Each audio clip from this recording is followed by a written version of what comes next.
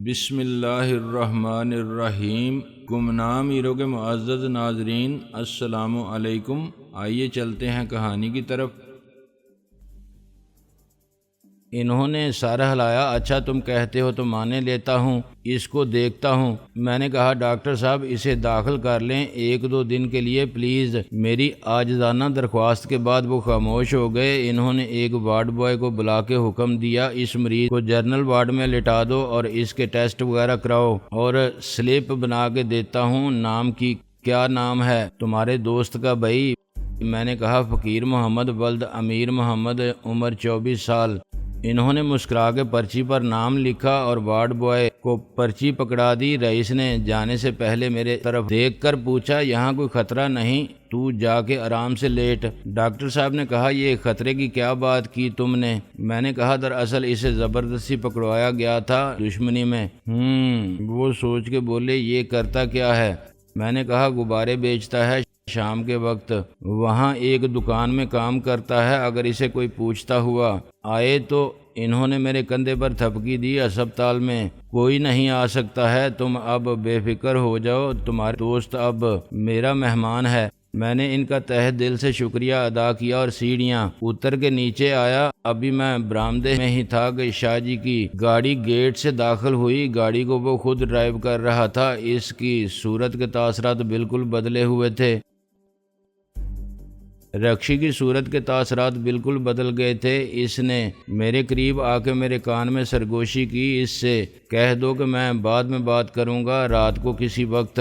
میں نے اپنا ہاتھ فون کے ماؤتھ پیس پر رکھ دیا تھا تاکہ دوسری طرف کوئی ہماری گفتگو نہ سن سکے۔ آخر یہ کیا معاملہ ہے؟ پہلے تم اسے تو ٹالو، اس نے جھنجھلا کے کہا۔ میں نے ہاتھ ہٹا کے کہا مسٹر ٹائیگر اصل بات یہ ہے کہ میں اس وقت بڑی جلدی میں ہوں، ایک پریس کانفرنس میں لوگ گھنٹہ بھر سے میرا انتظار کر رہے ہیں، میں وہیں سے بات کر رہا ہوں۔ وہ بولا اچھا مجھ سے پہلے پہنچ گئے ہو تم وہاں؟ یہ تم پوچھ رہے ہو؟ تم جانتے ہو کہ ہم ہمیشہ تمہارے ساتھ ہوتے ہیں، پہلے کے مقابلے میں اب تمہیں ہماری زیادہ ضرورت پڑے گی، اپنی حفاظت تمہارے لیے آسان نہیں ہوگی۔ میں نے کچھ نہ سمجھنے کے باوجود کہا اچھا ٹھیک ہے، میں رات کو تم سے بات کروں گا۔ کیا وقت دوں میں باس کو؟ میں نے دل ہی دل میں اس نامعلوم باس کو ایک گالی دی۔ یار وقت کا کیا ہے؟ یعنی وہی 12 بجے؟ وہ بولا اسی جگہ۔ اس گفتگو کا سر پیر میری سمجھ میں نہیں آیا تھا۔ میں نے ریسیور رکھ کے رکشی کی طرف دیکھا۔ رکشی مجھے یہ کوئی خطرناک معاملہ لگتا ہے۔ یہ ٹائیگر کون گدھا ہے اور پرنس کس الو کے پٹھے کا نام ہے؟ ایسے نام تو ڈرگ مافیا کے یا اسلحے وغیرہ کے اسمگلر استعمال کرتے ہیں جاسوسی ناولوں میں اور فلموں میں۔ وہ باس یا ڈان، پرنس یا کنگ کے نام سے پہچانے جاتے ہیں۔ ٹھیک سمجھے تم، رکشی نے کہا۔ فلمیں بعد میں بنتی رہیں، پہلے ہر کردار عملی زندگی میں نمودار ہوتا ہے، چاہے وہ لیلا مجنوں کی کہانی ہو یا بہرام ڈاکو کی۔ پرانے مراسم تو نبھانے ہی پڑیں گے تمہیں۔ پرانے مراسم یعنی شاہ عالم کے پرانے مراسم؟ وہ مسکرانے لگی۔ کیا تمہیں بار بار یاد دلانا ضروری ہوگا کہ اب تم ہی شاہ عالم ہو؟ اس کا نام صرف سیاست کا حصہ نہیں۔ کیا تم نہیں جانتے کہ یہاں سیاست میں کیا کچھ ہوتا ہے؟ کیا شاہ عالم کی کامیابی اور ترقی صرف ذاتی صلاحیت، ذہانت، ہمت اور جدوجہد سے تھی؟ اس کی بات سمجھنے میں مجھے دیر نہیں لگی۔ مجھے افسوس ہوا کہ یہ سامنے کی بات تھی جو میری عقل میں پہلے کیوں نہیں آئی۔ آخر میرے نظر تصویر کا صرف ایک ہی رخ کیوں دیکھتی رہی؟ میں شاہ عالم کے ماضی سے واقف تھا، اس کے کردار کو اچھی طرح سمجھتا تھا۔ مجھے یہ بھی معلوم تھا کہ اس ملک کی عمارت جن 4 ستونوں پر استوار تھی، ان میں سے 2 کو کرپشن اور بے ضمیری، خود غرضانہ مفاد پرستی اور ہوس کی دیمک نے کھوکھلا کر دیا تھا۔ پریس کو جو ریاست کا ایک ستون تھا، اسے بھی جزوی طور پر بدعنوانی کی دیمک چاٹ گئی تھی، اور دبے دبے لفظوں میں یہ بھی کہا جاتا تھا کہ عدلیہ کے چوتھے ستون کو نچلی سطح پر یہ دیمک لگ گئی ہے۔ سیاستدان جو پہلے ہی آدھا ملک بیچ کے کھا گئے تھے، اب مردار خور گدوں کی طرح منتظر تھے کہ باقی آدھے کا بھی کام تمام کر دیں۔ جاں بلب معیشت، دم توڑ دی اخلاقی قدریں، آئین اور قانون کی نفی کرنے والا سیاسی اور معاشرتی نظام انہی کی چیرہ دستی کا آئینہ دار تھا۔ مایوس عوام قائد اعظم کے پاکستان کو اس کی گولڈن جوبلی سے پہلے ہی اندر کے دشمنوں کے ہاتھوں اسی انجام کو پہنچتا دیکھ رہے تھے جیسے مغلوں کی عظیم سلطنت کو غداروں نے ایسٹ انڈیا کمپنی سے مل کے ٹکڑے ٹکڑے کروا دیا تھا۔ میں نے اچانک محسوس کیا کہ میں نے اتنی محنت اور جان فشانی سے کوئی خوش قسمتی کا خزانہ حاصل نہیں کیا ہے، مصائب اور خطرات سے بھرا ہوا پنڈورا کا باکس خرید لیا ہے۔ میں بڑی بہادری سے جدوجہد کر کے اپنے پاؤں پر کلہاڑی مارنے میں کامیاب ہوا ہوں، بڑی ذہانت سے مشکلات کی دلدل میں اتر گیا ہوں۔ رکشی نے کہا، اب کچھ نہیں ہو سکتا مسٹر شاہ عالم۔ میں نے بڑی مشکل سے کہا، رخشندہ تم کو یہ سب معلوم تھا؟ تم جانتی تھی کہ شاہ عالم اور کیا کرتا تھا؟ وہ ہنسی، اس کی ہنسی میں فاتحانہ طنز تھا اور انتقامی تلخی تھی۔ بلا شبہ وہ سب جانتی تھی، چنانچہ اسے کچھ کرنے کی ضرورت ہی نہیں تھی، نہ ہنگامہ کرنے کی، نہ شور کرنے کی، نہ میرے جال سازی کا پردہ چاک کرنے کی۔ وہ دیکھ رہی تھی کہ میں بڑے شوق، جذبے اور انہماک کے ساتھ اس منزل کی طرف بڑھ رہا ہوں جہاں ٹائیگر اور پرنس جیسے لوگ پہلے ہی میرا استقبال کرنے کے لیے موجود ہیں۔ وہ اب مجھ پر بالادستی حاصل کر چکی تھی۔ میں جو خود کو بڑا مداری سمجھتا تھا، اب محض ایک یرغمالی تھا۔ تم نے بہت جلدی کی۔ اگر تم معلوم کر لیتے کہ شاہ عالم کیوں بار بار ہانگ کانگ اور سنگاپور جاتا ہے، بیرونی ملکوں کے دورے کرتے ہیں، صدر یا وزیر اعظم، وزراء اور جنرل یا بیوروکریٹس، شاہ عالم ابھی کچھ بھی نہیں تھا، وہ صرف ایک بزنس مین تھا۔ مگر تم اس کے کاروبار کی نوعیت کو سمجھتے تو تمہیں اندازہ ہو جاتا کہ جس دولت سے اس نے سیاست کی دکان چمکائی تھی وہ جائز رائے سے نہیں آ سکتی۔ میں نے شکست خوردہ لہجے میں کہا، کیا تم بھی؟ اس نے کہا، ہاں، براہ راست نہ صحیح، بالواسطہ طور پر میں اس کا ساتھ دینے پر مجبور تھی، میں انکار نہیں کر سکتی تھی۔ وہ شوہر سے زیادہ میرا باس تھا، لیکن نہ وہ اچھا شوہر تھا اور نہ اچھا باس۔ جب میں نے تمہارا موازنہ اس سے کیا تو اس نتیجے پر پہنچی کہ ہر لحاظ سے تم کو اس پر ترجیح حاصل ہے۔ چنانچہ میں نے سوچا کہ شوہر کی مجھے کوئی خاص ضرورت نہیں، لیکن باس بدل جائے تو اچھا ہے۔ اوہ مائی گاڈ، میں صوفے پر بیٹھ گیا، یعنی اب میں اس کی جگہ انڈر ورلڈ کا جانشین بھی ہوں۔ جانشینی میں ڈبل رول نہیں چلتا، اوپر کی اور نیچے کی۔ دنیا میں اب تم ہی شاہ عالم ہو۔ ٹائیگر اور پرنس کو اور بہت سے دوسرے لوگوں کو اس بارے میں ذرا بھی شبہ نہیں ہونا چاہیے۔ ورنہ کیا ہوگا؟ میں نے بے وقوفوں کی طرح سوال کیا۔ تم جیسے سیانے آدمی کو خود سمجھ لینا چاہیے، ایسا نہ ہو کہ انہیں تم کو نئے سرے سے شاہ عالم بنانا پڑے۔ وہ سب کی تربیت دے کر اپنی مرضی کا آدمی بنا لیتے ہیں اور انکار کرنے کا تو سوال ہی پیدا نہیں ہوتا، کیونکہ ہر شخص مجبور ہوتا ہے، اپنی وجہ سے نہیں، ان کی وجہ سے جن کو وہ اپنا سمجھتا ہے۔ رکشی نے سب بالکل واضح کر دیا تھا۔ اب یہ پوچھنا بیکار تھا کہ ٹائیگر اور پرنس کون ہیں۔ نہ جانے اس جیسے کتنے ہوں گے جن کے نام بھی ایسے ہی ہوں گے اور کام بھی۔ ٹیلی فون کی گھنٹی پھر بجی تو میں سمجھ گیا کہ یہ اشرف کے سوا کوئی اور نہیں ہو سکتا تھا۔ میں کسی رپورٹ کی طرح چلتا ہوا دروازے کی طرف بڑھا۔ مجھے خیال آیا کہ پریس کانفرنس میں ٹائیگر نام کا کوئی شخص بھی ہے۔ سوال یہ تھا کہ وہ کون ہے؟ کیا شمس اور قریشی میں سے کوئی، تیمور یا اشرف؟ وہ مجھے جانتا ہے مگر میں اسے کیسے پہچانوں گا؟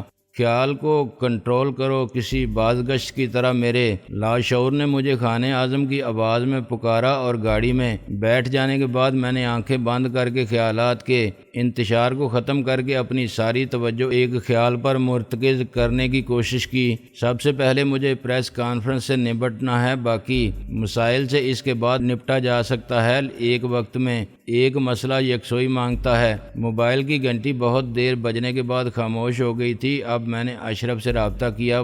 5 منٹ میں پہنچ رہا ہوں۔ اشرف نے کہا، ہم نے یہاں ایک مشکوک شخص پکڑا ہے سر۔ اس کے پاس انٹری پاس نہیں تھا۔ تلاشی لینے پر اس کے پاس سے ایک سائلنسر والا ریوالور برآمد ہوا اور ایک موبائل فون۔ میں نے کہا، تم نے نام پوچھا اس کا؟ نام تو اس نے شہزادہ سلیم بتایا ہے اپنا۔ میرے ذہن کو ایک جھٹکا سا لگا۔ شہزادہ یعنی پرنس۔ اس کے موبائل فون کا نمبر کیا ہے؟ اشرف نے مجھے نمبر بتا دیا۔ میں نے اشرف سے کہا، ایک بار پھر بتاؤ۔ اشرف نے نمبر دہرایا تو میں شکوک کا شکار ہو گیا۔ معلوم نہیں کیوں یہ نمبر اعداد کے مطابق وہی لگتا تھا جو میں نے کچھ دیر پہلے نوٹ کیا تھا۔ ٹائیگر صاحب نے جس فون سے بات کی تھی اس کے آخر میں 6745 تھا اور شہزاد سلیم کا نمبر 4567 پر ختم ہوتا تھا۔ میں کنفیوژن میں مبتلا ہو گیا، یا تو عجلت تھی اور ذہن پر بیک وقت بہت سے مسائل کا بوجھ ہونے کے باعث میں نے یہ نمبر اپنے موبائل پر دیکھا تھا، وہ مجھے غلط یاد تھا، یا پھر دونوں نمبر واقعی ملتے جلتے تھے۔ یہ بھی ممکن تھا کہ خود کو ٹائیگر کہنے والے شخص کا وہی نمبر ہو اور زیادہ آسان ترتیب کے ساتھ پرنس نے ویسا ہی دوسرا نمبر منتخب کر لیا ہو۔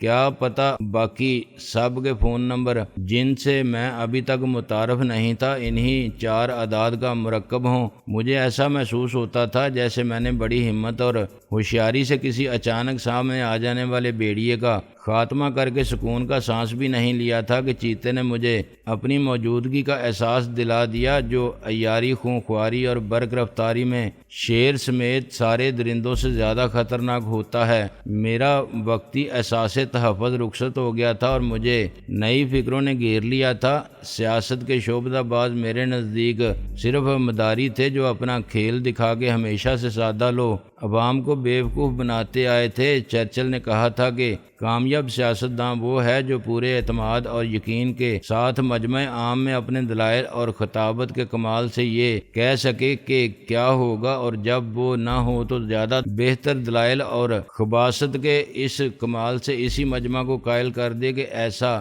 کیوں نہیں ہوا۔ لیکن یہ ٹائیگر اور پرنس جیسے لوگ جو سیاستدان نہیں تھے، بھوتوں کی طرح اپنی کمی گاہوں سے نکل آئے تھے اور ان پر کسی مداری کا جادو نہیں چل سکتا تھا۔ میں انہیں بیوقوف نہیں بنا سکتا تھا اور نہ ان کے سامنے ہاتھ پاؤں جوڑ کے اور اعتراف کر کے اپنی جان چھڑا سکتا تھا کہ میں شاہ عالم نہیں ہوں۔ میری توبہ، میرے باپ کی توبہ جو میں پھر کبھی خود کو شاہ عالم کہوں۔ میں ناصر عظیم ہی بھلا، خدا کے لیے مجھے بخش دو۔ اب ساری دنیا مجھے خطرناک اور مشتبہ نظر آنے لگی تھی۔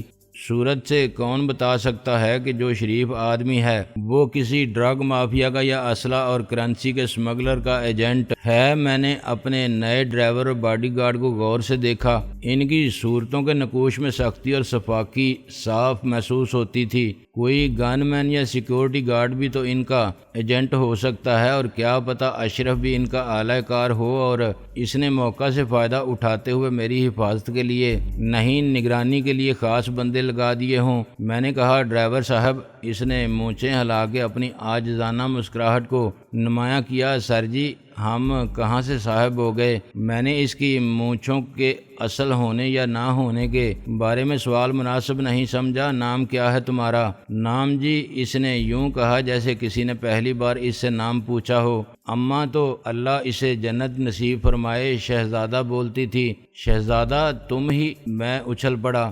آہو جی، لیکن ابا بولتا تھا حرام زادہ تو جناب علی۔ ہم نے کہا کہ بس بابر ہی کافی ہے۔ ویسے بھی سر بابر تو شہنشاہ تھا، شہزادہ کدھر سے ہو گیا؟ بابر علی اچھا ہے، اور بابر علی کی کیا بات ہے جی، بڑا ظالم ہیرو ہے۔ میری تو شکل بھی ملتی ہے اس سے کچھ۔ اس نے اپنا نصف چہرہ دائرے میں گھما کے میرے سامنے کیا۔ میں نے کہا ہاں ملتی ہے، اس کی بھی 2 آنکھیں، 2 کان اور 1 ناک ہے۔ مگر تم سامنے دیکھ کے گاڑی چلاؤ۔ پہلے کیا کرتے تھے تم بابر؟ پہلے بھی ڈرائیوری کرتا تھا جناب، اس نے افسوس سے کہا، جیسے میں نے اس کی مہارت کو تسلیم نہ کرتے ہوئے یہ فرض کر لیا تھا کہ پہلے وہ مالی یا موچی تھا۔ پیر صاحب گولڈا شریف مرحوم تو بولتے تھے کہ بابر ایسی گڈی چلاتا ہے تو کہ پتہ بھی نہیں چلتا۔ کسے پتہ نہیں چلتا گاڑی کو؟ میں نے کہا، اور اسی وقت گاڑی ایک زبردست جھٹکے سے اچھلی اور سائیڈ میں لگے ہوئے درخت کے جنگلے کو ناک آؤٹ کرتی ہوئی پھر سڑک پر آ گئی۔ بڑی گاڑی کے ٹائر بڑے نہ ہوتے تو کھلے گٹر میں ایک پہیہ ضرور رک جاتا۔ سرٹیفکیٹ سب مرحومین کے ہیں یا کوئی ایسا بھی ہے جو زندہ بچ گیا ہو تمہاری ڈرائیونگ کے باوجود؟ لیکن بدقسمتی سے میں ان سب شعراء آفاق ہستیوں کے اسماء گرامی سے ناواقف تھا۔ اب میں نے دوسرے سے پوچھا، باڈی گارڈ صاحب آپ بھی اپنا تعارف کرا دیں ذرا مختصر۔ بادشاہ زادہ ولد خان زادہ، ضلع اور تحصیل مردان۔ میں نے ٹھنڈی سانس لی۔ تم بھی بادشاہ ہو؟ توپ خانہ میں لانس نائگر ریٹائرڈ ہوا۔ میں نے کہا بڑی ترقی کی تم نے ماشاءاللہ، توپ چلانا تو آتا ہوگا، نشانہ کیسا ہے؟ آپ بولے گا تو بتائے گا، قسم خدا کا اپنا سر کے اوپر رکھو ایک دانہ کشمکش۔ کشمکش نہیں ہوئے کشمش، ڈرائیور نے کہا۔ ہاں وہی ایک دانہ رکھو اور 40 قدم کا فاصلہ پر کھڑا ہو جاؤ، بتی گل کر کے ایک گولی چلائے گا، کشمکش اڑ جائے گا۔ سر کے ساتھ کشمکش حیات سے نجات۔ ویری گڈ بادشاہ سلامت۔ بادشاہ زادہ اس نے کہا۔ گاڑی پارٹی کے سیکریٹریٹ والی بلڈنگ کے سامنے ہی تھی کہ ایک جیپ اس کے آگے چلنے لگی۔ اشرف نے سر نکال کے اشارہ کیا مگر بابر نے اسے نظر انداز کر دیا۔ اس کی توجہ بیک ویو مرر میں اپنی مونچھوں پر تھی۔ میں نے اسے ڈانٹ کے کہا کدھر دیکھ رہے ہو؟ آگے اشرف صاحب کی گاڑی ہے، اس کے پیچھے چلو اور دیکھو، اپنے سامنے سے شیشہ ہٹوا دو یا چہرے سے مونچھیں، گاڑی چلاتے ہوئے تم دونوں کو ایک ساتھ نہیں دیکھ سکتے۔ بادشاہ زادہ نے میرے موقف کی حمایت میں ایک اور دلیل دی۔ بابر علی کا ایسا جاڑی کا جیسا مونچھ کدھر ہے خانہ خراب؟ بابر نے اسے خونی نظروں سے گورا مگر کچھ بول نہ سکا۔ لینڈ کروزر اب جیپ کے پیچھے آفس کی پچھلی طرف پہنچ گئی۔ اشرف علی کے چھلانگ مار کے اترتے ہی بادشاہ زادہ اپنی کلاشن کو سنبھالی اور بڑی مستعدی سے باہر کود گیا۔